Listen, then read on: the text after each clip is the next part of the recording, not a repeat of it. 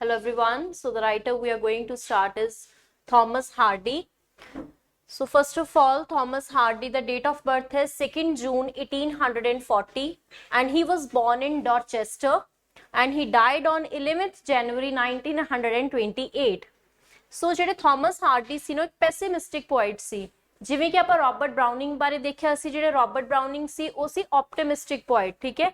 Same like that ਕਿ ਜਿਹੜੇ Thomas Hardy ਸੀ ਉਹ ਇੱਕ ਪੈਸਿਮਿਸਟਿਕ ਪੋਇਟ ਸੀਗੇ and he is known as the last great Victorian writer.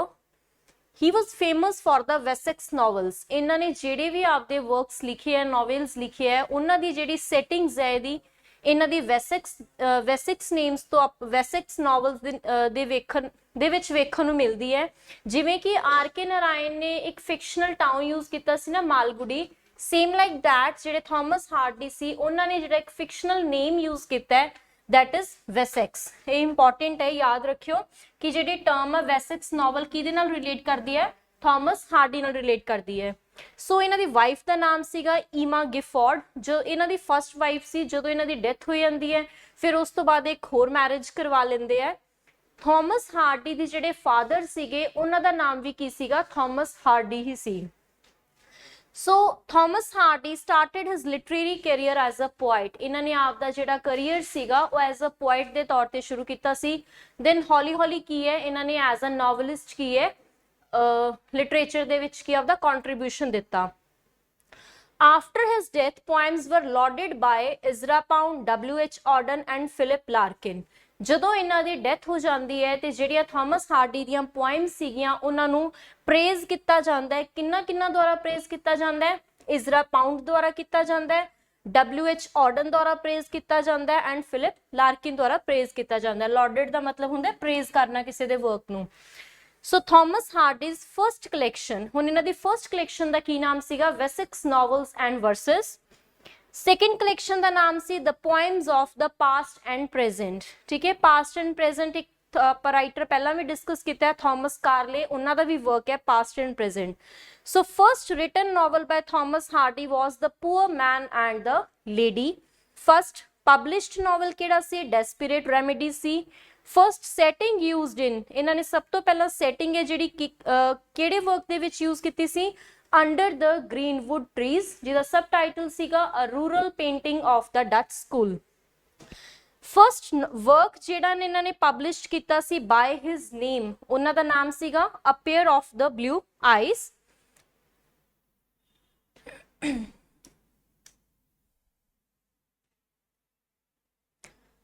ਸੋ ਇਹ ਆਪਣੇ ਲਈ ਇੰਪੋਰਟੈਂਟ ਹੈਗੇ ਹੈ ਕਿ ਫਸਟ ਰਿਟਨ ਨੋਵਲ ਕਿਹੜਾ ਹੈ, ਠੀਕ ਹੈ। ਫਸਟ ਪਬਲਿਸ਼ਡ ਨੋਵਲ ਕਿਹੜਾ ਹੈ, ਇਹ ਤੁਸੀਂ ਆਪਦੇ ਧਿਆਨ ਦੇ ਵਿੱਚ ਰੱਖਿਓ। ਫਸਟ ਰਿਟਨ ਨੋਵਲ ਸੀ the poor man and the lady, published ਸੀ ਡੈਸਪੀਰੇਟ ਰੈਮੇਡੀਜ਼। ਸੈਟਿੰਗ ਜਿਹੜੀ ਇਹਨਾਂ ਨੇ ਯੂਜ਼ ਕੀਤੀ ਹੈ ਅੰਡਰ ਦ ਗ੍ਰੀਨਵੁੱਡ ਟਰੀਜ਼ ਦੇ ਵਿੱਚ ਕੀਤੀ ਹੈ, ਜਿਹਦਾ ਕਿ ਫੁੱਲ ਟਾਈਟਲ ਹੈ a rural painting of the Dutch school. First published by his name, ਇਹਨਾਂ ਦੇ ਨੇਮ ਦੇ ਅੰਡਰ ਜਿਹੜਾ ਪਬਲਿਸ਼ਡ ਹੋਇਆ ਸੀਗਾ ਉਹ ਸੀਗਾ a pair of blue eyes. Historical novel ਕਿਹੜਾ ਸੀ ਥਾਮਸ ਹਾਰਡੀ ਦਾ? ਦ ਟਰੰਪਟ ਮੇਜਰ, ਜਿਹਦੇ ਚ ਆਪਾਂ ਨੂੰ ਨੈਪੋਲੀਅਨਿਕ ਵਾਰ ਦਾ ਵੀ ਕੀ ਹੈ ਰੈਫਰੈਂਸ ਦੇਖਣ ਨੂੰ ਮਿਲਦਾ ਹੈ। ਥਾਮਸ ਹਾਰਡੀ ਇਨਫਲੂਐਂਸਡ ਕਿਹੜੇ ਰਾਈਟਰਸ ਤੋਂ ਸੀਗੇ? ਤਿੰਨ ਰਾਈਟਰਸ ਤੇ ਬਹੁਤ ਜ਼ਿਆਦਾ ਇਨਫਲੂਐਂਸਡ ਸੀ। ਕਿਹੜੇ ਸੀ? ਫਸਟ ਵਨ ਇਜ਼ ਰੋਬਰਟ ਬਰਾਊਨਿੰਗ, ਜਿਨ੍ਹਾਂ ਨੂੰ ਕਿਹਦੇ ਲਈ ਜਾਣਿਆ ਜਾਂਦਾ ਹੈ? ਡਰਾਮੈਟਿਕ ਮੋਨੋਲੋਗ ਲਈ ਜਾਣਿਆ ਜਾਂਦਾ ਹੈ।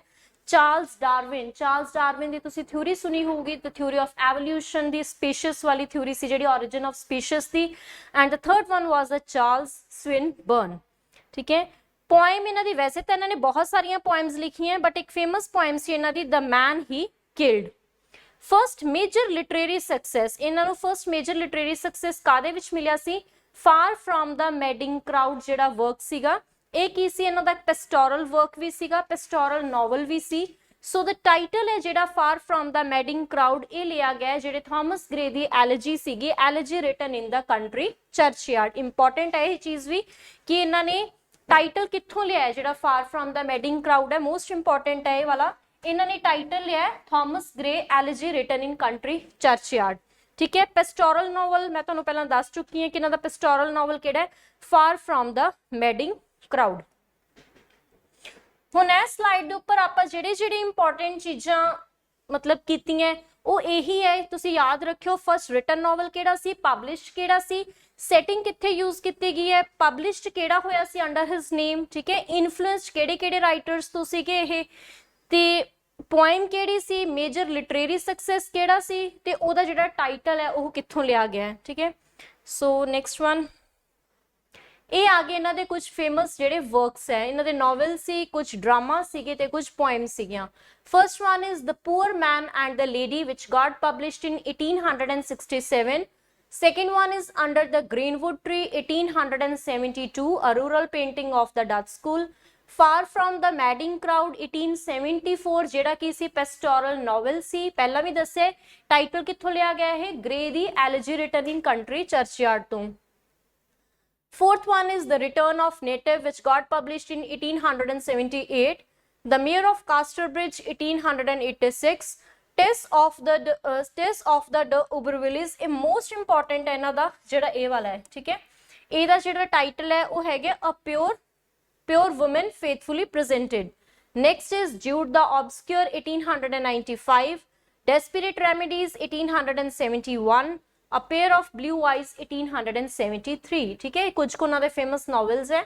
ਨੈਕਸਟ ਉਹਨਾਂ ਦੇ ਡਰਾਮਾ ਸੀਗੇ ਜਿਹੜੇ, ਦੋ ਡਰਾਮਾਸ ਕਿਹੜੇ ਕਿਹੜੇ ਸੀ, The Famous Tragedy of the Queen of Cornwall and second one is The Dynast। Dynast ਦੇ ਵਿੱਚੋਂ ਪ੍ਰੀਵੀਅਸ ਈਅਰ ਦੇ ਵਿੱਚ ਕੁਐਸਚਨ ਪੁੱਛਿਆ ਗਿਆ ਕਿ ਉਹਨਾਂ ਦਾ ਜਿਹੜਾ ਡਾਇਨਸਟ ਹੈ ਕਿ ਉਹਨਾਂ ਦਾ ਕਲੋਜ਼ਡ ਡਰਾਮਾ ਕਿਹੜਾ ਹੈ। ਸੋ ਉਹਨਾਂ ਦਾ ਕਲੋਜ਼ਡ ਡਰਾਮਾ ਹੈਗਾ The Dynast verse drama.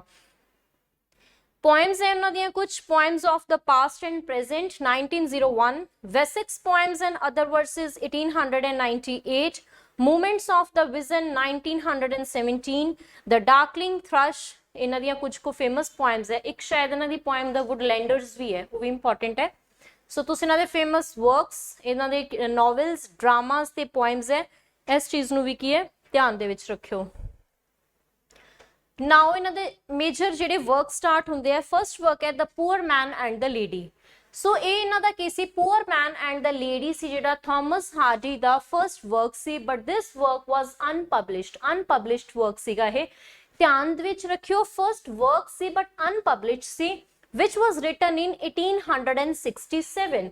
But ਇਸ ਵਰਕ ਨੂੰ ਲਿਖਣ ਤੋਂ ਬਾਅਦ ਕੀ ਹੋਇਆ ਸੀ, ਇਹਨਾਂ ਨੂੰ ਇਸ ਵਰਕ ਨੂੰ ਪਬਲਿਸ਼ਰਸ ਦੇ ਦੁਆਰਾ ਰਿਜੈਕਟ ਕਰ ਦਿੱਤਾ ਗਿਆ ਸੀਗਾ, ਠੀਕ ਹੈ। Second one is The Desperate Remedies which got published in 1871। Second novel ਹੈ ਬਟ ਇਹ ਫਰਸਟ ਵਰਕ ਹੈ ਟੂ ਬੀ ਪਬਲਿਸ਼ਡ, ਠੀਕ ਹੈ। ਉਹ ਵਰਕ ਸੀ, ਫਰਸਟ ਵਰਕ ਸੀ ਬਟ ਅਨਪਬਲਿਸ਼ਡ ਸੀ। ਇਹ ਜਿਹੜਾ ਸੈਕਿੰਡ ਨੋਵਲ ਹੈ ਬਟ ਕੀ ਹੈ first to be published and it got published anonymously. ਇਹਦੇ ਵਿੱਚ ਜਿਹੜੇ ਮੇਜਰ ਕੈਰੈਕਟਰਸ ਹੈ ਉਹ ਕਿਹੜੇ ਕਿਹੜੇ ਹੈ, ਸਿੰਥਰੀਆ ਗ੍ਰੇ, ਮਿਸ ਐਲਡਕਲਿਫ ਐਂਡ ਐਡਵਰਡ ਸਪਿਨਗਰੂ। ਇਹਦਾ ਤੁਸੀਂ ਸਿਰਫ ਇੰਨਾ ਹੀ ਯਾਦ ਰੱਖ ਸਕਦੇ ਹੋ ਕਿ first work to be published ਸੀ, ਡੈਸਪਰੇਟ ਰੈਮੇਡੀਜ਼ ਸੀ, ਕੈਰੈਕਟਰਸ ਦੇ ਨਾਮ ਤੁਸੀਂ ਆਪਦੇ ਧਿਆਨ ਦੇ ਵਿੱਚ ਰੱਖਿਓ। And this novel desperate remedies was inspired by the novelist Anthony Trollope, ਠੀਕ ਹੈ। ਇਹ ਇੰਪੋਰਟੈਂਟ ਹੈ ਕਿ ਇਹ ਜਿਹੜਾ ਨੋਵਲ ਸੀ ਕਿਹਦੇ ਤੋਂ ਇਨਸਪਾਇਰਡ ਸੀ, this was inspired by the novelist Anthony Trollope. Next one is Under the Greenwood Tree, most important, ਇਹਦਾ full title ਹੈ A Rural Painting of the Dutch School। ਇਹ ਵੀ ਤੁਸੀਂ ਯਾਦ ਕਰਿਓ। This work was published in 1872 and it was the second published novel by Thomas Hardy. First to be published, Desperate Remedies. Second to be published, Under the Greenwood Tree, A Rural Painting of the Dutch School. So this was the first of his great series of the Wessex novels. ਇਸ work ਦੀ setting ਕਿੱਥੋਂ ਦੀ ਹੈ, ਦ village of the ਮੈਲਸਟੌਕ ਦੀ। ਇਹ ਜਿਹੜਾ title ਲਿਆ ਗਿਆ ਹੈ, title ਕਿੱਥੋਂ ਲਿਆ ਗਿਆ, ਟਾਈਟਲ ਲਿਆ ਗਿਆ from the Shakespeare's work as you like it ਤੋਂ।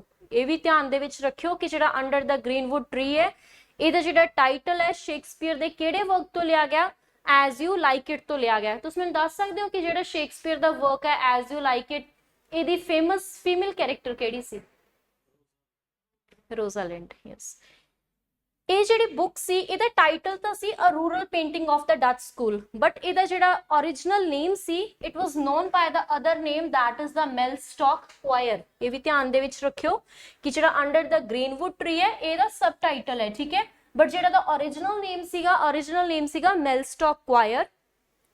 ਇਹਦੇ ਵਿੱਚ ਕੀ ਦਿਖਾਇਆ ਗਿਆ ਹੈ ਇਸ ਵਰਕ ਦੇ ਵਿੱਚ, love affair of the two lovers. ਤੇ ਲਵ ਅਫੇਅਰ ਜਿਹੜਾ ਦਿਖਾਇਆ ਟੂ ਲਵਰਸ ਕਿਹੜੇ ਕਿਹੜੇ ਸੀ, one was Dick Davy and the girl was Fanny। Fanny Davy, ठीक है, इंपॉर्टेंट कैरेक्टर्स है। मतलब इस वर्क दे विच तुसी आ ध्यान दे विच रखियो कि सेकंड पब्लिश्ड नॉवल है, ठीक है, first series of the Wessex novels है। ਇਹਦਾ सबटाइटल की है, ਇਹਦਾ ओरिजिनल नेम की सी, ठीक है, ਤੇ टाइटल है ਜਿਹੜਾ ਕਿੱਥੋਂ ਲਿਆ ਗਿਆ, ਸ਼ੇਕਸਪੀਅਰ ਦੇ work as you like it ਤੋਂ ਲਿਆ ਗਿਆ।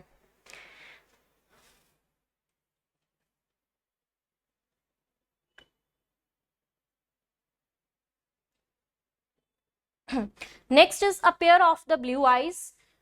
पेयर ऑफ ब्लू आइज है ਜਿਹੜਾ ਪਬਲਿਸ਼ਡ ਹੋਇਆ ਸੀ 1873 ਦੇ ਵਿੱਚ। this was his third published novel but the first novel to be published under his own name। ਜਿਹੜਾ ਕਿ ਉਹਨੇ ਇਹ ਫਰਸਟ ਨੋਵਲ ਸੀ ਜਿਹੜਾ ਕਿ ਉਹਨੇ ਆਪਦੇ ਨੇਮ ਦੇ ਅੰਡਰ ਪਬਲਿਸ਼ ਕੀਤਾ ਸੀ, ਉਹ ਸੀ ਅ ਪੇਅਰ ਆਫ ਬਲੂ ਆਈਜ਼। ਇਸ ਵਰਕ ਦੀ ਸੈਟਿੰਗ ਕਿੱਥੋਂ ਦੀ ਹੈ, ਅ ਨਾਰਦਰਨ ਕੋਸਟ ਆਫ ਦ ਕਾਰਨਵੈਲ। ਇਹਦੇ ਚ ਆਪਾਂ ਨੂੰ ਕੀ ਹੈ, ਲਵ ਟ੍ਰਾਇੰਗਲ ਦਿਖਾਇਆ ਗਿਆ, love triangle of a young woman. So ਉਸ ਲੇਡੀ ਦਾ ਕੀ ਨਾਮ ਹੈ, ਐਲਫਰਡ ਸਵੈਨਕੋਟ ਹੈ, ਜਿਹੜੀ ਕਿ ਇਹਦੀ ਮੇਨ ਫੀਮੇਲ कैरेक्टर है, ठीक है। ਉਹਦੇ ਕੀ ਹੈ, ਦੋ सूटर्स है। सूटर्स की कौन कौन है, स्टीफन स्मिथ ਜਿਹੜਾ ਕਿ ਇੱਕ आर्किटेक्ट है, and the second one is the Henry night, ठीक है। मतलब ये लव ट्राइंगल है, ਇਹਨਾਂ ਤਿੰਨਾਂ ਦਾ। ਐਲਫਰਡ ਸਵੈਨਕੋਟ ਹੈ ਕੌਣ, ਇੱਕ ਫੀਮੇਲ कैरेक्टर है, ਇਹਦੇ ਦੋ सूटर्स है। First one is the Stephen Smith ਜਿਹੜਾ ਦਾ फर्स्ट सूटर ਸੀ, ਉਹ आर्किटेक्ट है, and the second one is Henry Knight ਜਿਹੜਾ ਕਿ ਦਾ ਕੀ सेकंड सूटर है। एंड ਦੇ ਵਿੱਚ ਹੁੰਦਾ ਕੀ ਹੈ, ਦੋਨਾਂ ਨੂੰ ਛੱਡ ਕੇ ਜਿਹੜੀ ਇਹਦੀ ਮੈਰਿਜ ਹੈ ਥਰਡ ਪਰਸਨ ਦੇ ਨਾਲ ਹੁੰਦੀ ਹੈ। ਉਹ ਕੌਣ ਹੈ, लॉर्ड लग्जीलियन है, ਜਿਹੜੇ ਉਹਦੇ ਨਾਲ ਇਹਨਾਂ ਦੀ ਕੀ ਹੈ, ਮੈਰਿਜ ਹੁੰਦੀ ਹੈ। पेयर ऑफ ब्लू आइज है ਜਿਹੜਾ ਇਹਦੇ ਵਿੱਚ ਤੁਹਾਨੂੰ ਦੋ ਸੀਨਸ ਦੇਖਣ ਨੂੰ ਮਿਲਣਗੇ। ਕਿਹੜੇ ਕਿਹੜੇ ਹੈ, ਸੁਸਾਈਡ ਸੀਨ ਦਾ ਵੀ ਰੈਫਰੈਂਸ ਹੈ ਇਸ ਵਰਕ ਦੇ ਵਿੱਚ ਆਉਂਦਾ। ਜਦੋਂ ਤੁਸੀਂ ਇਹਦੇ ਡਿਟੇਲ ਦੇ ਵਿੱਚ ਸਮਰੀ ਰੀਡ ਆਊਟ ਕਰੋਗੇ then you will come to know ਕਿ ਇਹਦੇ ਵਿੱਚ ਇੱਕ ਸੁਸਾਈਡ ਸੀਨ ਵੀ ਆਉਂਦਾ, ਤਾਂ ਇੱਕ ਇਹਦੇ ਵਿੱਚ ਕੀ ਹੈ, ਟ੍ਰੇਨ ਸੀਨ ਵੀ ਆਪਾਂ ਨੂੰ ਦੇਖਣ ਨੂੰ ਮਿਲਦਾ ਹੈ, ਠੀਕ ਹੈ।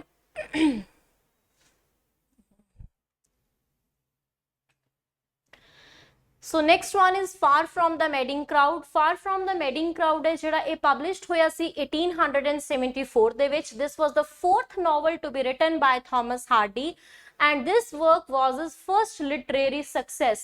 ਪਹਿਲਾ ਵਾਲਾ ਜਿਹੜਾ ਆਪਾਂ ਪੜਿਆ Pair of Blue Eyes, ਉਹ ਕੀ ਸੀ, first work to be published under his own name, ਤੇ ਆਹ work ਕਿਹੜਾ ਦਾ first literary success C, Far From the Madding Crowd, ਠੀਕ ਹੈ। ਇਹਨੂੰ ਪੈਸਟੋਰਲ ਨੋਵਲ ਦੇ ਨਾਮ ਨਾਲ ਵੀ ਜਾਣਿਆ ਜਾਂਦਾ ਹੈ। ਇਹਦਾ ਜਿਹੜਾ ਟਾਈਟਲ ਹੈ ਕਿੱਥੋਂ ਲਿਆ ਹੈ, ਇਹ ਲਿਆ ਗਿਆ ਥਾਮਸ ਗ੍ਰੇ ਦਾ ਜਿਹੜਾ ਵਰਕ ਸੀ elegy written in the country churchyard ਤੋਂ ਲਿਆ ਗਿਆ। ਇਹ ਪਹਿਲਾਂ ਵੀ ਤੁਹਾਨੂੰ ਮੈਂ ਦੱਸ ਚੁੱਕੀ, ਇੰਪੋਰਟੈਂਟ ਹੈ ਇਹ ਕਿ ਇਹਦਾ ਟਾਈਟਲ ਕਿੱਥੋਂ ਲਿਆ ਗਿਆ, far from the madding crowd ਦਾ elegy written in country churchyard ਤੋਂ।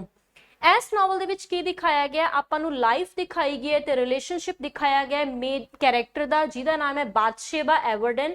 ਉਹਦੇ ਜਿਹੜੇ ਨੇਬਰ ਸੀ, ਠੀਕ ਹੈ, ਤੇ ਮੇਨ ਕੈਰੈਕਟਰ ਹੈ ਬਾਥਸ਼ੇਬਾ ਐਵਰਡਨ। ਜਿਹੜਾ ਉਹਨਾਂ ਦੇ ਨੇਬਰ ਹੈ ਉਹਨਾਂ ਦਾ ਨਾਮ ਹੈ ਵਿਲੀਅਮ ਬੋਲਡਵੁੱਡ, ਠੀਕ ਹੈ। ਇਹਦੇ ਵਿੱਚ ਇੱਕ ਫੇਥਫੁਲ ਸ਼ੈਫਰਡ ਹੈ, ਸ਼ੈਫਰਡ ਦਾ ਕੀ ਨਾਮ ਹੈ, ਗੈਬਰੀਅਲ ਓਕ। ਬਾਥਸ਼ੇਬਾ ਤੇ ਐਂਡ ਦੇ ਵਿੱਚ ਕੀ ਹੁੰਦਾ, ਜਿਹੜੀ ਬਾਥਸ਼ੇਬਾ ਹੁੰਦੀ ਹੈ ਨਾ, ਇਹ ਹਰੇਕ ਦੇ ਨਾਲ ਕੀ ਹੈ, ਪ੍ਰੈਂਕ ਕਰਦੀ ਰਹਿੰਦੀ ਹੈ ਮੁੰਡਿਆਂ ਦੇ ਨਾਲ, ਬਟ ਐਂਡ ਦੇ ਵਿੱਚ ਇਹਦੀ ਜਿਹੜੀ ਮੈਰਿਜ ਹੁੰਦੀ ਹੈ ਉਹ ਹੁੰਦੀ ਹੈ ਗੈਬਰੀਅਲ ਓਕ ਦੇ ਨਾਲ, ਜਿਹੜਾ ਕਿ ਬਹੁਤ ਹੀ ਇਨੋਸੈਂਟ ਤੇ ਬਹੁਤ ਹੀ ਕੀ ਹੈ, ਫੇਥਫੁਲ ਸ਼ੈਫਰਡ ਹੁੰਦਾ ਹੈ। ਸੋ ਇਹਦੇ ਮੇਜਰ ਕੈਰੈਕਟਰਸ ਕਿਹੜੇ ਕਿਹੜੇ ਆ, ਬਾਥਸ਼ੇਬਾ, ਗੈਬਰੀਅਲ ਓਕ, ਵਿਲੀਅਮ ਬੋਲਡਵੁੱਡ। ਇੱਕ ਇਹਦੇ ਵਿੱਚ ਸੋਲਜਰ ਹੈ ਜਿਨ੍ਹਾਂ ਦਾ ਨਾਮ ਹੈ ਸਰਜੈਂਟ ਟਰੋਏ, ਠੀਕ ਹੈ। ਇਹਦੇ ਇਸ ਵਰਕ ਦੇ ਵਿੱਚ ਆਪਾਂ ਨੂੰ ਮੇਨ ਥੀਮਸ ਕਾਹਦੀਆਂ ਵੇਖਣ ਨੂੰ ਮਿਲਦੀਆਂ, theme of love, theme of honour and theme of cheat, ਠੀਕ ਹੈ। ਤਿੰਨ ਥੀਮਸ ਆਪਾਂ ਨੂੰ ਦੇਖਣ ਨੂੰ ਮਿਲਦੀਆਂ। Next is The Return of the Native, which got published in 1874. So this was his most popular and highly regarded novel। ਇਸ novel ਦੇ ਵਿੱਚ ਜਿਹੜੇ ਮੇਨ ਕੈਰੈਕਟਰਸ ਹੈ ਉਹ ਕਿਹੜੇ ਕਿਹੜੇ ਹੈ, ਕਲੀਮੈਂਟ ਯੋਬਰਾਈਟ, ਜਿਹਨੂੰ ਕਿ ਕਲਿਮ ਯੋਬਰਾਈਟ ਦੇ ਨਾਮ ਨਾਲ ਵੀ ਜਾਣਿਆ ਜਾਂਦਾ ਹੈ। ਉਹਨਾਂ ਦੀ ਜਿਹੜੇ ਮਿਸਿਸ ਹੈ, ਵਾਈਫ ਹੈ ਮਿਸਿਸ ਯੋਬਰਾਈਟ, ਤੇ ਇੱਕ ਹੋਰ ਕੈਰੈਕਟਰ ਹੈ ਜਿਨ੍ਹਾਂ ਦਾ ਨਾਮ ਹੈ ਥੋਮੈਸਨ ਜਾਂ ਫਿਰ ਉਹਨੂੰ ਟੈਮਸਨ ਯੋਬਰਾਈਟ ਦੇ ਨਾਮ ਨਾਲ ਜਾਣਿਆ ਜਾਂਦਾ ਹੈ। ਰਿਟਰਨ ਆਫ ਦਾ ਨੇਟਿਵ ਦੇ ਵਿੱਚ ਅੱਗੇ ਫਰਦਰ 6 ਬੁੱਕਸ ਹੈ, ਇਹ ਮਤਲਬ ਇਹਨੂੰ ਕਹਿ ਸਕਦੇ ਕਿ ਇਹਨਾਂ ਨੂੰ 6 ਬੁੱਕਸ ਦੇ ਵਿੱਚ ਡਿਵਾਈਡ ਕੀਤਾ ਗਿਆ ਹੈ। ਸੋ ਇਹਦੇ ਵਿੱਚ ਗਾਏ ਫੌਕਸ ਨਾਈਟ ਦਾ ਵੀ ਰੈਫਰੈਂਸ ਦੇਖਣ ਨੂੰ ਮਿਲਦਾ ਹੈ, ਠੀਕ ਹੈ। ਆਮ ਪੁੱਛ ਸਕਦੇ ਆ ਵੀ ਕਿ ਇਹ ਕਿਹੜਾ ਵਰਕ ਹੈ ਜਿਹਦੇ ਵਿੱਚ ਆਪਾਂ ਨੂੰ ਗਾਏ ਫੌਕਸ ਨਾਈਟ ਦਾ ਰੈਫਰੈਂਸ ਦੇਖਣ ਨੂੰ ਮਿਲਦਾ ਹੈ। So that work is the return of the native. Next one is the major trumpet. Major trumpet ਹੈ ਜਿਹੜਾ 1880 ਦੇ ਵਿੱਚ ਪਬਲਿਸ਼ਡ ਹੋਇਆ ਸੀ। So this was his only historical novel. ਜਿਹੜਾ ਮੇਜਰ ਟਰੰਪਟ ਹੈ ਉਹ ਕੀ ਹੈ, ਇਹਨਾਂ ਦਾ ਓਨਲੀ ਹਿਸਟੋਰੀਕਲ ਨੋਵਲ ਹੈ। ਪੈਸਟੋਰਲ ਨੋਵਲ ਕਿਹੜਾ ਸੀ ਜਿਹੜਾ ਆਪਾਂ ਕੀਤਾ ਹੁਣੇ, ਹਾਂ, for from the madding crowd ਸੀ ਜਿਹੜਾ ਪੈਸਟੋਰਲ ਨੋਵਲ ਸੀ, ਤੇ ਜਿਹੜਾ ਟਰੰਪਟ ਮੇਜਰ ਹੈ ਇਹ ਕੀ ਇਹਨਾਂ ਦਾ ਹਿਸਟੋਰੀਕਲ ਨੋਵਲ ਹੈ। ਇਸ ਵਰਕ ਦੇ ਵਿੱਚ ਆਪਾਂ ਨੂੰ ਕੀ ਹੈ, ਨੈਪੋਲੀਅਨ ਵਾਰ ਦਾ ਵੀ ਰੈਫਰੈਂਸ ਦੇਖਣ ਨੂੰ ਮਿਲਦਾ ਹੈ, ਠੀਕ ਹੈ। ਟਰੰਫਟ ਮੇਜਰ, ਮੇਜਰ ਤੋਂ ਤੁਸੀਂ ਯਾਦ ਰੱਖ ਸਕਦੇ ਹੋ ਵਾਰ ਵਗੈਰਾ ਦਾ ਰੈਫਰੈਂਸ ਇਸ ਵਰਕ ਦੇ ਵਿੱਚ ਵੇਖਣ ਨੂੰ ਮਿਲਦਾ ਹੈ। ਇਹਦੀ ਜਿਹੜੀ ਸੈਟਿੰਗ ਹੈ, ਸੈਟਿੰਗ ਹੈਗੀ ਹੈ ਵੇਮਾਊਥ ਡਿਊਰਿੰਗ ਦਾ ਨੈਪੋਲੀਅਨਿਕ ਵਾਰ, ਠੀਕ ਹੈ। ਇਹਦੇ 'ਚ ਜਿਹੜੀ ਮੇਨ ਹੀਰੋਇਨ ਹੈ, ਹੀਰੋਇਨ ਦਾ ਨਾਮ ਕੀ ਹੈ, ਐਨ ਗਾਰਲੈਂਡ। ਜਿਹੜੇ ਤੁਸੀਂ ਕੈਰੈਕਟਰਸ ਹੈ ਨਾ, ਕੈਰੈਕਟਰਸ ਇਹਦੇ ਤੁਸੀਂ ਯਾਦ ਰੱਖਿਓ ਵਰਕਸ ਦੇ, ਕਿਉਂਕਿ ਸਾਰੇ ਇੰਪੋਰਟੈਂਟ ਹੈ। ਸੋ ਇਹਨਾਂ ਦੀ ਜਿਹੜੀ ਮੇਨ ਹੀਰੋਇਨ ਹੈ ਉਹਨਾਂ ਦਾ ਨਾਮ ਹੈ ਐਨੀ ਗਾਰਲੈਂਡ। ਇਹਦੇ ਵਿੱਚ ਕੀ ਹੈ, ਉਹਨਾਂ ਦੇ 3 ਸਿਊਟਰਸ ਹੈ, ਠੀਕ ਹੈ। ਫਰਸਟ ਵਨ ਇਜ਼ ਜੌਨ ਲਵਡੇ, ਜਿਹੜੇ ਕਿ ਮੇਜਰ ਜਿਹੜੇ ਟਰੰਪਟ ਮੇਜਰ ਹੈ ਉਹ ਮੇਨ ਕੌਣ ਹੈ, ਜੌਨ ਲਵਡੇ ਹੈ। ਉਹਨਾਂ ਦੇ ਜਿਹੜਾ ਬ੍ਰਦਰ ਹੈ ਉਹਦਾ ਨਾਮ ਹੈਗਾ ਬੌਬ ਲਵਡੇ। ਐਨੀ ਤੇ ਬੌਬ, ਜਿਹੜੀ ਇਹਦੇ ਵਿੱਚ ਇੱਕ ਹੋਰ ਕੈਰੈਕਟਰ ਹੈ ਫੈਸਟਸ ਡੈਰੇਮਸ। ਫੈਸਟਸ ਡੈਰੇਮਸ ਦੀ ਮੈਰਿਜ ਹੁੰਦੀ ਹੈ ਮੈਟਿਲਡਾ ਨਾਮ ਦੇ ਕੈਰੈਕਟਰ ਦੇ ਨਾਲ, ਠੀਕ ਹੈ। ਐਂਡ ਜਿਹੜੇ ਐਨ ਤੇ ਬੌਬ ਹੈ ਇਹਨਾਂ ਦੀ ਕੀ ਹੈ, ਆਪਸ ਦੇ ਵਿੱਚ ਹਲੇ ਇੰਗੇਜਮੈਂਟ ਹੋਣੀ ਹੈ। ਐਨੀ ਗਾਰਲੈਂਡ ਦੀ ਤੇ ਜਿਹੜਾ ਬੌਬ ਲਵਡੇ ਹੈ ਇਹਨਾਂ ਦੀ ਕੀ ਆਪਸ ਦੇ ਵਿੱਚ ਇੰਗੇਜਮੈਂਟ ਹੋਣੀ ਹੈ। ਜਿਹੜੇ ਜੌਨ ਲਵਡੇ ਹੈ ਇਹਨਾਂ ਦੀ ਕੀ ਹੈ, ਜਿਹੜੀ ਪੋਸਟਿੰਗ ਹੈ ਉਹ ਸਪੇਨ ਦੇ ਵਿੱਚ ਹੋ ਜਾਂਦੀ ਹੈ due to sum war.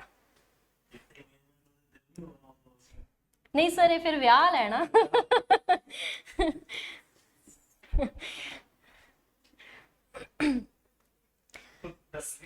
So next one is the Mayor of Casterbridge.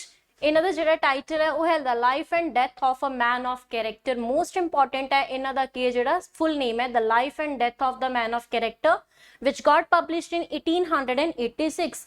Har writer ਦਾ ਇੱਕ ਮਾਸਟਰਪੀਸ ਹੁੰਦਾ ਹੈ, ਉਸੇ ਤਰ੍ਹਾਂ ਥਾਮਸ ਹਾਰਡੀ ਦਾ ਵੀ ਮਾਸਟਰਪੀਸ ਸੀ। ਸੋ ਮਾਸਟਰਪੀਸ ਕਿਹੜਾ ਵਰਕ ਹੈ, ਇਹੀ The Mayor of the Casterbridge।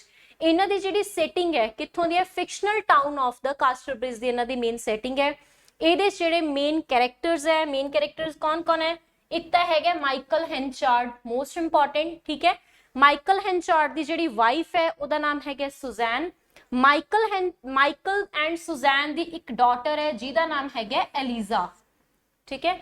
ਜਿਹੜੇ ਮਾਈਕਲ ਹੈਂਚਾਰਡ ਹੈ ਇਹ ਕੀ ਹੈ, ਬਹੁਤ ਜ਼ਿਆਦਾ ਡਰੰਕਡ ਪਰਸਨ ਹੈ, ਬਹੁਤ ਜ਼ਿਆਦਾ ਡਰਿੰਕ ਕਰਦੇ ਹੈ, ਜੂਆ ਵਗੈਰਾ ਖੇਡਦੇ ਰਹਿੰਦੇ ਹੈ, ਠੀਕ ਹੈ। ਹੇਟ ਰੂਜ਼ਰ ਦਾ ਕੰਮ ਵੀ ਕਰਦੇ ਹੈ ਇਹ। ਇਹਨਾਂ ਦੀ ਜਿਹੜੀ ਵਾਈਫ ਹੈ ਸੁਜ਼ੈਨ, ਉਹਨਾਂ ਨਾਲ ਇਹਨਾਂ ਦੀ ਬਹੁਤ ਜ਼ਿਆਦਾ ਆਪਸ ਦੇ ਵਿੱਚ ਇਹਨਾਂ ਦੀ ਜਿਹੜੀ ਲਾਈਫ ਹੈ ਬਹੁਤ ਕੰਟਰੋਵਰਸ਼ੀਅਲ ਲਾਈਫ ਹੁੰਦੀ ਹੈ, ਬਹੁਤ ਲੜਾਈ ਝਗੜੇ ਹੁੰਦੇ ਹੈ। ਮਾਈਕਲ ਹੈਂਚਾਰਡ ਇੰਨੀ ਜ਼ਿਆਦਾ ਡਰਿੰਕ ਕਰਦੇ ਹੈ ਕਿ ਇਹ ਕੀ ਹੈ, ਆਪਦੀ ਵਾਈਫ ਨੂੰ ਤੇ ਆਪਦੀ ਡਾਟਰ ਨੂੰ ਜਿਹਦਾ ਨਾਮ ਐਲੀਜ਼ਾ ਹੈ, ਉਹਨਾਂ ਨੂੰ ਇੱਕ ਨਿਊਸਨ ਨਾਮ ਦਾ ਬੰਦਾ ਹੁੰਦਾ ਹੈ, ਉਹਨੂੰ 5 ਗਿਨੀਜ਼ ਦੇ ਵਿੱਚ ਕੀ ਹੈ ਵੇਚ ਦਿੰਦੇ ਆ ਜਦੋਂ ਇਹ ਨਸ਼ੇ ਦੀ ਹਾਲਤ ਦੇ ਵਿੱਚ ਹੁੰਦੇ ਆ। ਬਟ ਆਫਟਰ ਦੈਟ ਜਦੋਂ ਇਹਨਾਂ ਨੂੰ ਪਤਾ ਚੱਲਦਾ ਹੈ ਕਿ ਮਤਲਬ ਜਦੋਂ ਇਹ ਹੋਸ਼ ਦੇ ਵਿੱਚ ਆਉਂਦੇ ਆ ਤੇ ਇਹਨਾਂ ਨੂੰ ਪਤਾ ਚੱਲਦਾ ਹੈ ਕਿ ਮੈਂ ਗਲਤ ਕੰਮ ਕਰ ਲਿਆ, ਠੀਕ ਹੈ। ਫਿਰ ਇਹ ਕੀ ਹੈ 21 ਇਅਰਸ ਦੇ ਲਈ ਉਹ ਲੈਂਦੇ ਆ, ਮਤਲਬ ਕਿ ਸ਼ਪਥ ਲੈਂਦੇ ਆ ਕਿ ਮੈਂ ਹੁਣ 21 ਸਾਲ ਕੇ ਬਿਲਕੁਲ ਵੀ ਡਰਿੰਕ ਨਹੀਂ ਕਰੂੰਗਾ। ਉਸ ਟਾਈਮ ਦੇ ਵਿੱਚ ਕੀ ਹੁੰਦਾ ਹੈ ਕਿ ਜਿਹੜੀ ਇਹਨਾਂ ਦੀ ਵਾਈਫ ਹੁੰਦੀ ਹੈ ਸੁਜ਼ੈਨ, ਉਹਨਾਂ ਨੇ ਕੀ ਹੈ ਨਿਊਸਨ ਦੇ ਨਾਲ ਮੈਰਿਜ ਹੋ ਜਾਂਦੀ ਹੈ ਉਹਨਾਂ ਦੀ, ਠੀਕ ਹੈ, ਕਿਉਂਕਿ ਉਹਨਾਂ ਨੇ ਨਿਊਸਨ ਨੂੰ ਵੇਚਿਆ ਹੁੰਦਾ ਮਾਈਕਲ ਨੇ। ਤੇ ਫਿਰ ਕੀ ਜਿਹੜੇ ਸੁਜ਼ੈਨ ਤੇ ਨਿਊਸਨ ਹੈ ਇਹਨਾਂ ਦੀ ਆਪਸ ਦੇ ਵਿੱਚ ਕੀ ਆ ਮੈਰਿਜ ਹੋ ਜਾਂਦੀ ਹੈ। ਜਿਹੜੀ ਇਹਨਾਂ ਦੀ ਬੇਟੀ ਸੀ ਐਲੀਜ਼ਾ, ਠੀਕ ਹੈ, ਮਾਈਕਲ ਤੇ ਸੁਜ਼ੈਨ ਦੀ ਬੇਟੀ ਸੀ ਐਲੀਜ਼ਾ, ਮੀਨਵਾਈਲ ਉਹਦੀ ਕੀ ਹੈ ਡੈਥ ਹੋ ਜਾਂਦੀ ਹੈ। ਉਸੇ ਟਾਈਮ ਹੀ ਜਿਹੜੇ ਨਿਊਸਨ ਤੇ ਸੁਜ਼ੈਨ ਸੀ ਉਹਨਾਂ ਦੇ ਘਰ ਇੱਕ ਬੇਟੀ ਦਾ ਜਨਮ ਹੁੰਦਾ ਹੈ, ਤਾਂ ਉਸ ਬੇਟੀ ਦਾ ਨਾਮ ਵੀ ਉਹ ਕੀ ਰੱਖਦੇ ਆ, ਐਲੀਜ਼ਾ ਹੀ ਰੱਖਦੇ ਆ, ਐਲਿਜ਼ਾਬੈਥ ਜੇਨ ਰੱਖਦੇ ਆ। ਐਲਿਜ਼ਾਬੈਥ ਜੇਨ ਦੀ ਜਿਹੜੀ ਮੈਰਿਜ ਹੁੰਦੀ ਹੈ ਉਹ ਹੁੰਦੀ ਹੈ ਫੇਅਰਫੇ ਦੇ ਨਾਲ। ਹੁਣ ਫੇਅਰਫੇ ਕੌਣ ਸੀ, ਜਿਹੜਾ ਮਾਈਕਲ ਹੈਂਚਾਰਡ ਸੀ, ਮਾਈਕਲ ਹੈਂਚਾਰਡ ਦੀ ਗਰਲਫ੍ਰੈਂਡ ਸੀ ਲੂਸੀਟਾ, ਠੀਕ ਹੈ। ਲੂਸੀਟਾ ਦੀ ਮੈਰਿਜ ਹੋਈ ਹੁੰਦੀ ਹੈ ਡੋਨਲਡ ਫਾਰਫੇ ਦੇ ਨਾਲ। ਬਟ ਜਦੋਂ ਉਹ ਮਤਲਬ ਆਪਦੇ ਘਰੇ ਐਲਿਜ਼ਾਬੈਥ ਨੂੰ ਲੈ ਜਾਂਦੇ ਆ ਜਦੋਂ ਬਿਮਾਰ ਹੁੰਦੀ ਹੈ, ਤਾਂ ਐਲਿਜ਼ਾਬੈਥ ਦਾ ਉੱਥੇ ਕੀ ਹੈ ਮੈਰਿਜ ਉਹਦੇ ਹਸਬੈਂਡ ਡੋਨਲਡ ਫਾਰਫੇ ਦੇ ਨਾਲ ਹੀ ਹੋ ਜਾਂਦੀ ਹੈ, ਠੀਕ ਹੈ। ਜਿਹੜਾ ਫਾਰਫੇ ਸੀ ਡੋਨਲਡ ਫਾਰਫੇ, ਜਦੋਂ ਮਾਈਕਲ ਹੈਂਚਾਰਡ ਦੀ ਡੈਥ ਹੋ ਗਈ ਆਫਟਰ ਦੈਟ ਕੀ ਹੈ ਉਹ ਮੇਅਰ ਆਫ ਕਾਸਟਰਬ੍ਰਿਜ ਕੀ ਹੈ ਡੋਨਲਡ ਇਹਨੂੰ ਡਿਕਲੇਅਰ ਕਰ ਦਿੱਤਾ ਜਾਂਦਾ ਹੈ ਫੇਅਰਫੇ ਨੂੰ। ਇਸ ਵਰਕ ਦੇ ਵਿੱਚ ਇੱਕ ਇੰਪੋਰਟੈਂਟ ਕੋਟੇਸ਼ਨ ਆਉਂਦੀ ਹੈ, happiness is but an occasional episode in the general drama of pain. Important quotation ਹੈ ਇਹ, ਕਿ ਕੋਟੇਸ਼ਨ ਆਪਾਂ ਨੂੰ ਕਿਹੜੇ ਵਰਕ ਦੇ ਵਿੱਚ ਵੇਖਣ ਨੂੰ ਮਿਲਦੀ ਹੈ, happiness is but an occasional episode in the general drama of pain, the mayor of Casterbridge ਦੇ ਵਿੱਚ ਵੇਖਣ ਨੂੰ ਮਿਲਦੀ ਹੈ। So next one is Tess of the Ubervillies,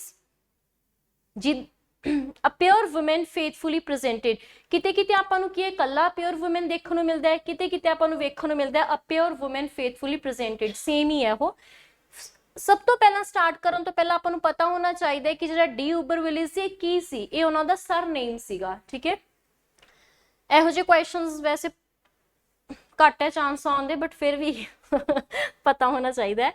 setting ਇਹਨਾਂ ਦੀ ਕਿੱਥੋਂ ਦੀ ਹੈ, setting is in the rural England Wessex. Major characters ਕਿਹੜੇ ਕਿਹੜੇ ਇਹਨਾਂ ਦੇ, ਟੈਸ ਕੌਣ ਹੈ, ਐਲਡੈਸਟ ਚਾਈਲਡ ਹੈ ਜੌਨ ਦੀ ਤੇ ਜੋਆਨ ਡੁਬੇਫੀਲਡ ਦੀ। होर कैरेक्टर्स किहड़े-किहड़े है? एंजल क्लियर है इहदे विच एक कैरेक्टर, सो इहदा मेन कैरेक्टर तो है टेस, ठीक है। होर कैरेक्टर्स कौन कौन है? एंजल क्लियर है, एलिक है, इज है, लीजा लू है। लीजा लू कौन है? लीजा लू इहदे विच टेस दी सिस्टर है, कजन है, आर द मेजर कैरेक्टर्स। ਇਹਦੇ ਵਿੱਚ ਜਿਹੜੀ ਸਟੋਰੀ ਦੱਸੀ ਗਈ ਹੈ ਉਹ ਕਿਹਦੀ ਦੱਸੀ ਗਈ ਹੈ? ਟੈਸ ਦੀ ਦੱਸੀ ਗਈ ਹੈ। ਹੁਣ ਜਿਹੜੀ ਟੈਸ ਇੱਕ ਲੜਕੀ ਸੀ, ਇਹ 16 ਇਅਰਸ ਦੀ ਲੜਕੀ ਹੈ, ਠੀਕ ਹੈ, ਬਹੁਤ ਹੀ ਪੂਅਰ ਫੈਮਿਲੀ ਨੂੰ ਬਿਲੋਂਗ ਕਰਦੀ ਹੈ। ਇਹਨੂੰ ਆਪਦੀ ਲਾਈਫ ਦੇ ਵਿੱਚ ਬਹੁਤ ਜ਼ਿਆਦਾ ਹੈਰਾਸਮੈਂਟਸ ਫੇਸ ਕਰਨੀਆਂ ਪੈਂਦੀਆਂ। ਕਿਹਦੇ ਦੁਆਰਾ ਫੇਸ ਕਰਨੀਆਂ ਪੈਂਦੀਆਂ? ਐਲੈਕ ਦੇ ਦੁਆਰਾ, ਠੀਕ ਹੈ। ਟੈਸ ਦਾ ਰੇਪ ਕੀਤਾ ਜਾਂਦਾ ਹੈ। ਟੈਸ ਦਾ ਰੇਪ ਕੌਣ ਕਰਦਾ ਹੈ? ਐਲੈਕ ਇਹਦਾ ਰੇਪ ਕਰਦਾ ਹੈ ਇੱਕ ਜੰਗਲ ਦੇ ਵਿੱਚ ਲਿਜਾ ਕੇ। ਉਸ ਤੋਂ ਬਾਅਦ ਕੀ ਹੁੰਦਾ ਹੈ? ਜਿਹੜਾ ਐਲਿਕ ਹੁੰਦਾ ਹੈ ਬਹੁਤ ਹੀ ਵੈਲਦੀ ਹੁੰਦਾ ਹੈ, ਬਹੁਤ ਹੀ ਰਿਚ ਮੈਨ ਹੁੰਦਾ ਹੈ, ਪਾਵਰਫੁਲ ਮੈਨ ਹੁੰਦਾ ਹੈ, ਜਿਹਦੇ ਕਰਕੇ ਕੀ ਹੈ ਟੈਸ ਨੂੰ ਬਹੁਤ ਜ਼ਿਆਦਾ ਮਤਲਬ ਉਹਨੂੰ ਕੀ ਹੈ ਹੈਰਾਸ ਕਰਦਾ ਹੈ, ਠੀਕ ਹੈ। ਉਸ ਤੋਂ ਬਾਅਦ ਕੀ ਹੈ ਜਿਹੜੀ ਟੈਸ ਹੈ ਉਹ ਕਿਸੇ ਪੋਲਟਰੀ ਫਾਰਮ ਦੇ ਵਿੱਚ ਕੰਮ ਕਰਨਾ ਸਟਾਰਟ ਕਰ ਦਿੰਦੀ ਹੈ। ਉੱਥੇ ਉਹਦੀ ਮੁਲਾਕਾਤ ਹੋ ਜਾਂਦੀ ਹੈ ਇੱਕ ਬੰਦੇ ਦੇ ਨਾਲ ਜਿਹਦਾ ਨਾਮ ਹੈਗਾ ਐਂਜਲ ਕਲੀਅਰ। एंजल क्लियर दे नाल की है टेस की जो मुलाकात हुंदी है उस तो बाद उन्हां दी मैरिज हो जाती है। एक थे पॉइंट मिस हो गया कि जिहड़ी टेस ते एलेक्स सी इन्हां दा आपस जो इन्हां दा मतलब इहदा रेप वगैरह करदा है, सो टेस दे घर एक बच्चा भी हुंदा है जिहदा नाम ये रखदी है सोरो, ठीक है। उहदी बाद दे विच डेथ हो जाती है। फिर जो टेस दी एंजल क्लियर दे नाल मैरिज हो जाती है तो एंजल क्लियर एक दिन की है टेस नूं आपदे पास्ट बारे दस रहा हुंदा है सारा कुछ, ਤੇ ਟੈਸ ਵੀ ਉਸ ਦਿਨ ਆਪਦਾ ਸਾਰਾ ਇਹਦੇ ਕੋਲ ਰਿਵੀਲ ਕਰ ਦਿੰਦੀ ਹੈ ਕਿ ਮੇਰਾ ਤਾਂ ਪਹਿਲਾਂ ਇਦਾਂ ਐਲਕ ਦੇ ਨਾਲ ਅਫੇਅਰ ਸੀ and like that. Angel Clare Tess ਨੂੰ ਛੱਡ ਕੇ ਕੀ ਵਾਪਸ ਇੰਡੀਆ ਚਲਾ ਜਾਂਦਾ ਹੈ, ਠੀਕ ਹੈ। ਫਿਰ ਕੁਝ ਟਾਈਮ ਬਾਅਦ ਜਿਹੜੀ ਟੈਸ ਉਹ ਐਲਕ ਨੂੰ ਮਿਲਦੀ ਹੈ, ਅਰਾਊਂਡ 21 ਇਅਰਸ ਤੋਂ 21 ਇਅਰਸ ਸ਼ਾਇਦ ਹੋ ਜਾਂਦੇ ਆ, ਇਹ ਦੁਬਾਰਾ ਐਲਕ ਨੂੰ ਮਿਲਦੀ ਹੈ। ਉਸ ਟਾਈਮ ਕਿ ਜਿਹੜਾ ਐਲਕ ਹੈ ਇੱਕ ਪ੍ਰੀਸਟ ਬਣ ਚੁੱਕਿਆ ਹੁੰਦਾ ਹੈ। ਫਿਰ ਟੈਸ ਹੈ ਜਿਹੜੀ ਉਹ ਐਲਕ ਦਾ ਮਰਡਰ ਕਰ ਦਿੰਦੀ ਹੈ, ਠੀਕ ਹੈ। ਇਹਦਾ ਮਰਡਰ ਕਰਕੇ ਕੀ ਹੈ ਉਹ ਖੁਦ ਵੀ ਫਿਰ ਉਹਨੂੰ ਪੁਲਿਸ ਅਰੈਸਟ ਕਰ ਲੈਂਦੀ ਹੈ। ਕੁਝ ਇਦਾਂ ਦੀ ਸਟੋਰੀ ਹੈ। ਇਸ ਦੀ ਸਮਰੀ ਤੁਸੀਂ ਡਿਟੇਲ ਦੇ ਵਿੱਚ ਪੂਰੀ ਰੀਡ ਆਊਟ ਕਰਿਓ ਕਿਉਂਕਿ ਬਹੁਤ ਇੰਪੋਰਟੈਂਟ ਵਰਕ ਹੈ ਇਹ। ਸੋ ਇਸ ਵਰਕ ਨੂੰ 7 ਫੇਜ਼ਸ ਦੇ ਵਿੱਚ ਡਿਵਾਈਡ ਕੀਤਾ ਗਿਆ। 7 ਫੇਜ਼ਸ ਕਿਹੜੇ-ਕਿਹੜੇ ਹੈ ਇਹਦੇ? The maiden, second one is the maiden no more, third one is the rally, fourth the consequence, fifth the women pays, sixth the convert, and the seventh one is the fulfillment, ठीक है।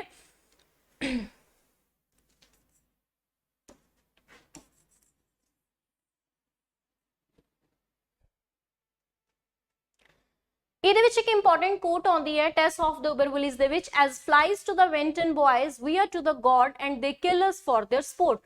ਇਹੀ same quotation ਤੁਹਾਨੂੰ ਹੋਰ ਕਿਹੜੇ work ਦੇ ਵਿੱਚ ਤੁਸੀਂ ਕੀਤੀ ਹੈ?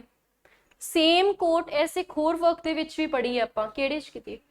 ਕਿੰਗ ਲੀਅਰ ਦੇ ਵਰਕ ਦੇ ਵਿੱਚ ਵੀ ਸੇਮ ਕੋਟ ਹੈ, as flies to the wanton boys we are to the god they kill us for their sport, ਠੀਕ ਹੈ। ਇਹਦੇ ਚ ਜਿਹੜਾ ਗॉड ਦਾ ਗॉड ਨੂੰ ਰੈਫਰ ਕੀਤਾ ਜਾਂਦਾ ਹੈ the president of the immortals ਕਹਿ ਕੇ। ਇੱਕ ਹੋਰ ਕੋਟੇਸ਼ਨ ਆਉਂਦੀ ਹੈ ਇਹਦੇ ਵਿੱਚ, God is not in his heaven and all is wrong with the world। ਇੱਥੋਂ ਕੀ ਪਤਾ ਲੱਗਦਾ ਹੈ ਇਸ ਕੋਟੇਸ਼ਨ ਤੋਂ ਕਿ ਜਿਹੜਾ ਥਾਮਸ ਹਾਰਡੀ ਸੀ ਉਹ ਕੀ ਸੀ? ਪੈਸਿਮਿਸਟਿਕ ਸੀ। ਪੈਸਿਮਿਸਟਿਕ ਤੋਂ ਤੁਸੀਂ ਗੈਸ ਲਾ ਸਕਦੇ ਹੋ ਕਿ ਇਹਦੀ ਕੋਟੇਸ਼ਨ ਹੈ God is not in his heaven and all is wrong with the world। Robert Browning ਕੀ ਸੀ? ਆਪਟਿਮਿਸਟਿਕ ਸੀ। ਸੋ ਰੋਬਰਟ ਬਰਾਊਨਿੰਗ ਦਾ ਜਿਹੜਾ ਵਰਕ ਸੀ ਪੀਪਾ ਪਾਸਿਸ, ਉਹਦੇ ਵਿੱਚ ਕੀ ਕੋਟੇਸ਼ਨ ਸੀ? God is in heaven and all is well with the world, ठीक है। ऑप्टिमिस्टिक सी, सो पैसिमिस्टिक है तो इन्होंने आपकी कोट ਨੂੰ ਉਸੇ ਤਰ੍ਹਾਂ ਕੇ यूज ਕੀਤਾ ਹੈ। Next one is Jude the obscure, most important work है ज्यूड द ऑब्सक्योर। ਇਹਦਾ ਜਿਹੜਾ ओरिजिनल टाइटल सी ज्यूड द ऑब्सक्योर ਦਾ ਉਹ ਕੀ ਸੀ? द सिंपल्टन्स हर्ट्स इंसर्जेंट, ठीक है। ਇਹ याद रखियो, ओरिजिनल टाइटल है the simpletons hearts insurgent. This work was first published in book in 1895, but ਜਿਹੜਾ ਦਾ ਟਾਈਟਲ ਪੇਜ ਹੈ ਉਹਦੇ ਵਿੱਚ ਆਪਾਂ ਨੂੰ ਰੈਫਰੈਂਸ ਵੇਖਣ ਨੂੰ ਮਿਲਦਾ ਹੈ 1896 ਦਾ। ਇਸ ਵਰਕ ਨੂੰ ਕਿਹਾ ਜਾਂਦਾ ਹੈ ਹਰਟਸ ਇਨਸਰਜੈਂਟ। ਇਹ ਕੁਐਸਚਨ ਆ ਚੁੱਕਿਆ ਪਹਿਲਾਂ ਜਿਹੜਾ ਚੰਡੀਗੜ੍ਹ ਦਾ ਪੀਜੀਟੀ ਦਾ ਐਗਜ਼ਾਮ ਹੋਇਆ ਸੀ ਕਿ ਕਿਹੜੇ ਵਰਕ ਨੂੰ ਹਰਟਸ ਇਨਸਰਜੈਂਟ ਕਿਹਾ ਜਾਂਦਾ ਹੈ, ਤਾਂ ਉਹ ਵਰਕ ਹੈਗਾ ਜਿਊਡ ਦ obscure. This work is considered as the deadly war between the flesh and the spirit, ठीक है। flesh and spirit ਦੀ ਦੇ ਵਿੱਚ ਗੱਲ ਕੀਤੀ ਹੈ, ਜਿਹੜੀ ਕਿ ਜਿਹਦੇ ਵਿੱਚ ਕੀ ਹੈ ਜਿਹੜਾ soul ਹੈ ਉਹ represent ਕਰਦਾ ਹੈ ਸਿਊ ਬ੍ਰਾਈਡਹੁੱਡ ਨੂੰ, ਤੇ ਜਿਹੜੀ flesh ਹੈ ਉਹ ਕਿਹਨੂੰ represent ਕਰਦੀ ਹੈ? ਐਰਾਬੈਲਾ ਡੌਨ ਨੂੰ। ਮਤਲਬ ਕੀ ਹੈ ਜਿਹੜੀ flesh ਇੱਥੇ represent ਕਰੂਗੀ ਐਰਾਬੈਲਾ ਨੂੰ, ਜਿਹੜੀ spirit ਹੈ ਜਾਂ ਫਿਰ ਜਿਹੜਾ soul ਹੈ ਉਹ represent ਕਰੂਗਾ ਸਿਊ ਬ੍ਰਾਈਡਹੁੱਡ ਨੂੰ। So this was the last completed novel of the Thomas Hardy। ਇਸ ਵਰਕ ਦੇ ਵਿੱਚ ਆਪਾਂ ਨੂੰ ਕਿਹੜੇ-ਕਿਹੜੇ ਇਸ਼ੂਜ਼ ਵੇਖਣ ਨੂੰ ਮਿਲਦੇ ਆ concerned with the issues of the class, education, religion, morality and as well as the religion. ठीक है, ये इंपॉर्टेंट है, ये याद रखियो। सोल किनू रिप्रेजेंट करता है ते फ्लैश है जिहड़ी किनू रिप्रेजेंट करती है। मेन प्रोटैगनिस्ट कौन है ਇਹਦੇ ਵਿੱਚ? मेन प्रोटैगनिस्ट है ज्यूड फॉले, ਜਿਹੜਾ कि एक वर्किंग क्लास यंग मैन है। ज्यूड फॉले ਦੀ कजन है स्यू ब्राइडहुड। ठीक है, एक होर ਇਹਦੇ ਵਿੱਚ मेजर कैरेक्टर है एराबेला डॉन। इस नॉवल ਦੇ ਵਿੱਚ ਜਿਹੜੀ ਇਸ नॉवल ਦੀ ਜਿਹੜੀ ਸੈਕਸੁਅਲ ਫਰੈਂਕਨੈਸ ਸੀ ਉਹਦੇ ਕਰਕੇ ਕੀ ਹੈ, ਇਸ नॉवल ਨੇ ਬਹੁਤ ਜ਼ਿਆਦਾ ਪਬਲਿਕ ਨੂੰ ਕੀ ਹੈ ਇਨ ਸ਼ੌਕ ਦੇ ਵਿੱਚ ਲੈ ਕੇ ਆਂਦਾ ਸੀ। ज्यूड है ਜਿਹੜੇ Jude was love in with स्यू ब्राइडहुड। ठीक है, बट ਜਿਹੜੀ ਸੂ ਬ੍ਰਾਈਡਹੁਡ ਹੈ ਉਹਦੀ ਮੈਰਿਜ ਹੋ ਜਾਂਦੀ ਹੈ ਰਿਚਰਡ ਫਿਲਸਟਨ ਦੇ ਨਾਲ। ਰਿਚਰਡ ਫਿਲਸਟਨ ਕੌਣ ਹੈ? ज्यूड ਦੇ ਟੀਚਰ ਹੈ ਇੱਕ। ठीक है, then ज्यूड ਜਿਹੜਾ ਲਵ ਤਾਂ ਕਰਦਾ ਸੂਈ ਨੂੰ, ਬਟ ਇਹਦੀ ਮੈਰਿਜ ਕਿਹਦੇ ਨਾਲ ਹੁੰਦੀ ਹੈ? ਐਰਾਬੈਲਾ ਦੇ ਨਾਲ ਮੈਰਿਜ ਹੋ ਜਾਂਦੀ ਹੈ। ਇਹਨਾਂ ਦੋਨਾਂ ਦਾ ਇੱਕ ਬੇਟਾ ਹੁੰਦਾ ਹੈ ਜਿਹਨੂੰ ਕਿਤੇ ਕਿਤੇ ओल्ड फादर टाइम भी कहा जाता है ते लिटिल फादर टाइम भी कहा जाता है। ठीक है, ज्यूड दे एक आंट हुंदे है जिन्हां दा नाम हुंदा है ड्रूफेलिया। ਜਿਹੜੇ लिटिल फादर टाइम है ਜਾਂ ਫਿਰ ਜਿਹਨੂੰ ओल्ड फादर टाइम भी कहा जाता है। ठीक है, ਉਹ ਕੀ ਹੈ ज्यूड ਤੇ ਜਿਹੜੇ ਸਿਊ ਦੇ ਜਿਹੜੇ ਬੱਚੇ ਹੁੰਦੇ ਆ ਨਾ ਉਹਨਾਂ ਨੂੰ ਕੀ ਹੈ ਉਹਨਾਂ ਨੂੰ ਕਿਲ ਕਰ ਦਿੰਦੇ ਆ ਤੇ ਅਖੀਰ ਦੇ ਵਿੱਚ ਕੀ ਉਹ ਆਪ ਵੀ ਸੁਸਾਈਡ ਕਰ ਲੈਂਦੇ ਆ। ਇਹ ਸਟੋਰੀ ਨੂੰ ਵੀ ਤੁਸੀਂ ਡਿਟੇਲ ਦੇ ਵਿੱਚ ਪੜਿਓ। ਠੀਕ ਹੈ, सो कुछ इंपॉर्टेंट पॉइंट्स है कि जिवें थॉमस हार्डी दा वर्क है द हैंड ऑफ एथलबर्टा। ठीक है, ਉਹਦਾ सब टाइटल की सी अ कॉमेडी इन चैप्टर्स। एक ਇਹਦਾ वर्क है द वेल बिलव्ड, ਉਹਨਾਂ ਦਾ सब टाइटल की है a sketch of a temperament. So this work was divided into 3 parts. Closet drama ਕਿਹੜਾ ਸੀ ਥॉमस ਹਾਰਡੀ ਦਾ? द डायनेस्ट, ਜਿਹਨੂੰ कि 3 वॉल्यूम्स ਦੇ ਵਿੱਚ ਡਿਵਾਈਡ ਕੀਤਾ ਗਿਆ ਹੈ। 3 वॉल्यूम्स केड़े है? 1904, 1906 एंड 1908। इंपॉर्टेंट है द डायनेस्ट। सो हार्डी ने एक कोट भी यूज की सी कि कोट केड़ी सी? An epic drama of the war with the Napoleon. हुण अगे इन्हां दे कुछ फेमस पोएम्स है, केड़ियां केड़ियां? द डार्कलिंग थ्रश, जिहदा की टाइटल है बाय द सेंचुरीज डेथबेड। ਜਿਹੜੇ ਜਿਹੜੇ वर्क्स ਦੇ भी आपां नूं जिथे जिथे कोई सब टाइटल वेखण नूं मिलदा है, किते कोई ओरिजिनल टाइटल देखण नूं मिलदा है, ਉਹ ਤੁਸੀਂ ਪਲੀਜ਼ ਨੋਟ ਡਾਊਨ ਕਰ ਲਿਓ ਕਿ ਜਿਹੜੀ ਪੋਇਮ ਹੈ ਦ ਡਾਰਕਲਿੰਗ ਥ੍ਰਸ਼ ਉਹਦਾ ਸਬ ਟਾਈਟਲ ਕੀ ਹੈ? By the century's deathbed, the man he killed, the convergence. Convergence ਜਿਹੜੀ ਪੋਇਮ ਹੈ ਇਹਦਾ ਜਿਹੜਾ ਮੇਨ ਸਬਜੈਕਟ ਹੈ ਉਹ ਹੈ the sinking of the Titanic ship. So last posthumous collection of poem ਸੀਗੀ ਜਿਹੜੀ। ਠੀਕ ਹੈ, winter words in various moods and the meters।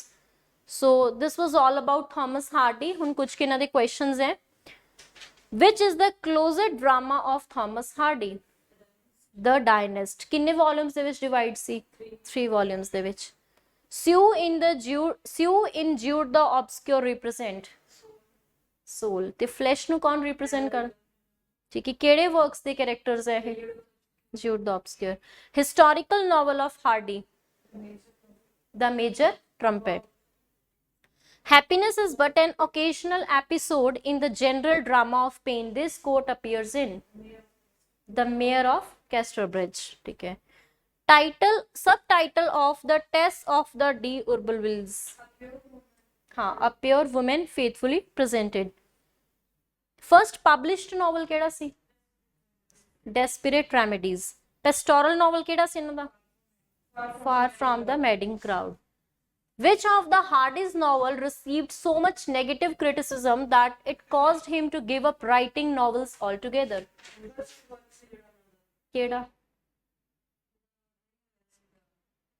केड़ा वर्क है थॉमस हार्डी ਦਾ ਜਿਹਦੇ ਕਰਕੇ ਉਹਨਾਂ ਨੂੰ ਇੰਨਾ ਕੁ ਜ਼ਿਆਦਾ 네ਗੇਟਿਵ ਕ੍ਰਿਟਿਸਿਜ਼ਮ ਮਿਲ ਗਿਆ ਸੀ ਕਿ ਉਹਨਾਂ ਨੇ ਉਸ ਤੋਂ ਬਾਅਦ ਲਿਖਣਾ ਹੀ ਛੱਡਤਾ ਸੀ? Jude the Obscure। Next, epic poem that Hardy wrote about war with Napoleon।